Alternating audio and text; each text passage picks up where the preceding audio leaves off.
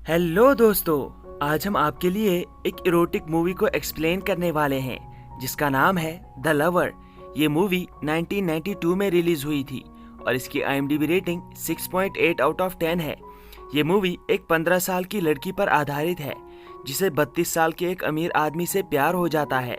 लड़की की जिंदगी में सिर्फ गरीबी होती है। 15 साल की होने के बावजूद भी उस 32 वर्षीय आदमी के साथ वो हर दिन नाजायज संबंध बनाती है।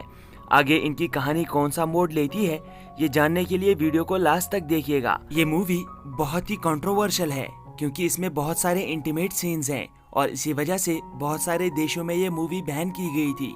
इस मूवी में किसी भी कैरेक्टर को नाम नहीं दिया गया है, इसीलिए हम भी उन्हें कोई नाम नहीं देंगे। तो जल्दी से हमारे चैनल को सब्सक्राइब कर लीजिए क्योंकि यहाँ पर आप ऐसी ही मूवीज को रोज एंजॉय करते हैं। और चलिए जल्दी से इस मूवी को एक्सप्लेन करते हैं। मूवी की शुरुआत में हमें एक 15 साल की बेहद ही खूबसूरत लड़की को दिखाया जाता है जो एक गरीब फैमिली से ताल्लुक रखती है। ये लड़की एक बहुत ही सिंपल लाइफ जीती है। उसकी फैमिली में उसकी मदर है जो वहीं रूरल एरिया में छोटे बच्चों को पढ़ाती है। उसके 2 भाई हैं। एक भाई इस लड़की को बिल्कुल पसंद नहीं करता, हर वक्त इससे लड़ता रहता है। वहीं दूसरा भाई बहुत ही ज्यादा मासूम है जो अपनी इस 15 साला बहन से बहुत प्यार करता है। ये लड़की शहर में एक बोर्डिंग स्कूल में पढ़ती है और वेकेशंस के लिए घर आई हुई थी, लेकिन अब उसकी वेकेशंस खत्म हो जाती है और उसकी मदर उसे एक फेरी में ड्रॉप कर देती है जो उसी शहर तक जाती है। फेरी में उस लड़की पर एक चाइनीज आदमी की नजर पड़ती है जो बहुत अमीर होता है।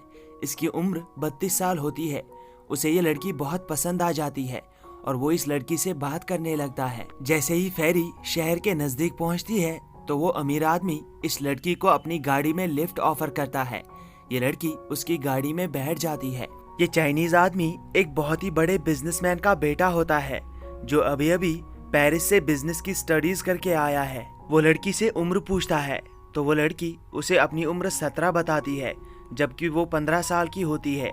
धीरे धीरे वो चाइनीज आदमी लड़की के हाथ पर हाथ रखता है, लेकिन जब तक वो बोर्डिंग स्कूल तक पहुंचते हैं तब तक उस चाइनीज आदमी का हाथ लड़की की थाई तक पहुंच जाता है। वो चाइनीज आदमी उस लड़की को बोर्डिंग स्कूल में ड्रॉप कर देता है, लेकिन अगले दिन से वो इस लड़की का पीछा करने लगता है।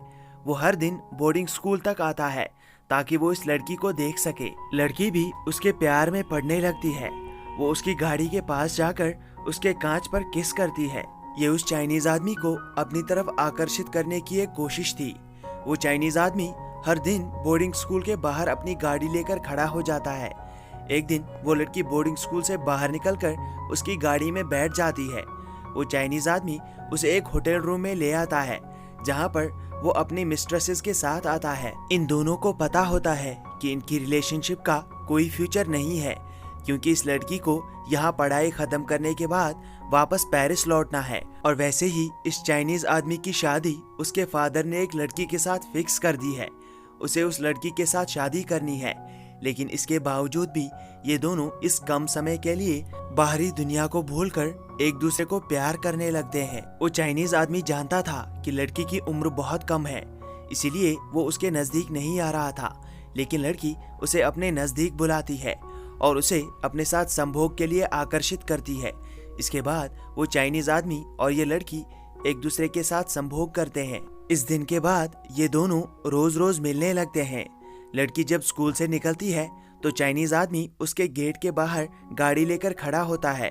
दोनों गाड़ी में बैठकर इसी होटल रूम में आते हैं और रोज यहाँ पर संभोग करते हैं। ये सिलसिला कई दिनों तक चलता है।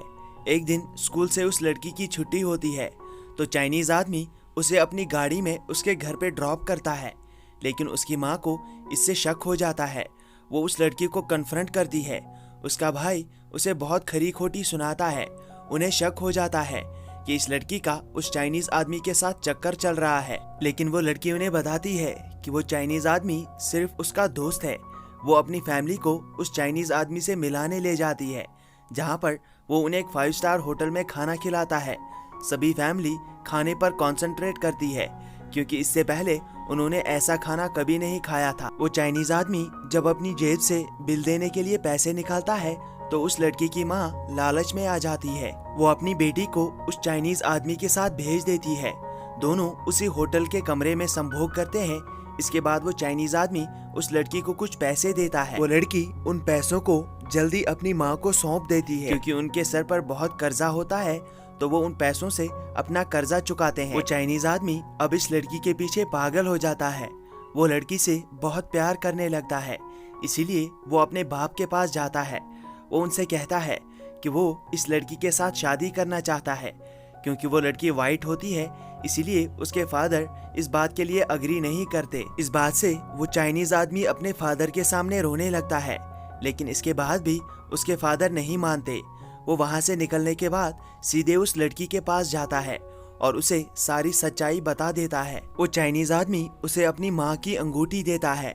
बाद में जब वो लड़की अपने घर वालों से मिलने के लिए जाती है, तो उसका भाई उसके हाथ में वो अंगूठी देख लेता है।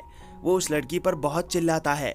लड़की को गुस्सा आता है और वो अंगूठी निकालकर अपने भाई के मुंह पर मारती है। इस बात में उन दोनों के बीच झगड़ा हो जाता है और दोनों एक दूसरे को बहुत मारते हैं। इस बात से लड़की की माँ को बहुत गुस्सा आता है और वो अपने बड़े बेटे को वापस पेरिस भेज देती है, ताकि वो अपनी लड़की को उस चाइनीज आदमी के पास भेज सके। इसके बाद वो लड़की वापस उसी चाइनीज आदमी के पास आती है, क्योंकि कुछ दिनों बाद उसकी शादी होती है। ये दोनों एक आखिरी बार उसी होटल के कमरे में मिलते हैं। अब कुछ दिन बीत जाते हैं और वो लड़का अपने फादर की पसंद की हुई लड़की के साथ शादी कर लेता है। वो लड़की भी इस लड़के से प्यार करने लगी थी, इसीलिए वो भी उसकी शादी में आ जाती है। शादी होने के बाद वो उस चाइनीज आदमी को बहुत मिस कर रही थी, इसीलिए वो उसी होटल के उसी कमरे में चली जाती है। लेकिन वहाँ पर कोई नहीं होता। वहाँ पर वो अपनी पुरानी यादें ताज़ा करती है। इस शहर में उसने अपनी पढ़ाई कंप्लीट कर ली थी, इसीलिए एक आखिरी बार वो इस कमरे में आती है और कुछ देर बाद इस कमरे को छोड़कर वापस अपने घर चली जाती है। अब यहाँ पर उनका काम खत्म हो गया था, इसीलिए उसकी माँ उसे और उसके भाई को लेकर वापस पेरिस के लिए निकल जाती है। लेकिन वो चाइनीज आदमी भी उस शिप तक आता है जिसमें वो पेरिस जाने वाले थे।